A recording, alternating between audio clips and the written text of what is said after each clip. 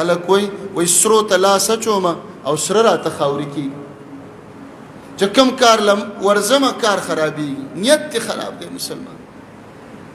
ډېر مسلمانان دا وایي پلانکي کار ته مې لاس واچو سمون نه خوري پلانکي ته مې لاس واچو سمون نه خوري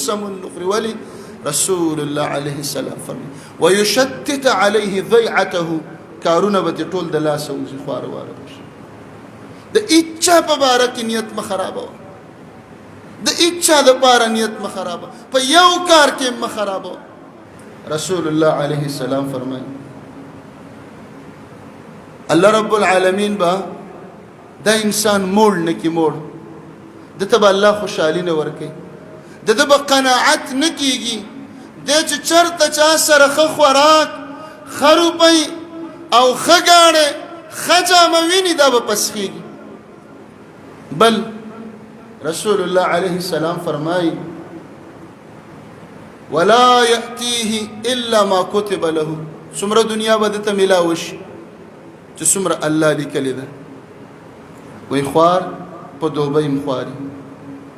چې الله تا ته څه لیکلي دا په دوبۍ کې دا په امریکا کې دا په فرانس کې دا په پاکستان کې دا یو شانتي سړي ته رسي د الله تقدیر ته وګوره خلک لاړه د ملکونو سفر یې وکړي دوبۍ او عربي ملکونه او یورپي ملکونه یې ولټول چې راله دلته بیا همغه مزدوري کوي او داسې خلک دي په کورونو کې ناست دي سفر یې ونه کړي دیاړي یې ونه کړه الله پرې راوورول خو د نیتونو خبره ده بیا فرمایي ومن تكن الآخرة نیته اوس د چا په نیت کې چې آخرت راغی هر کار د الله د رضا دپاره چا سره خدمت کوي ولې زه د خدمت کوم بازاره پورې ورسره منډه وم په دې جرګه کې ورسره ځم فلانکي ته وله سپارش کوم سوال کوم ولې کوم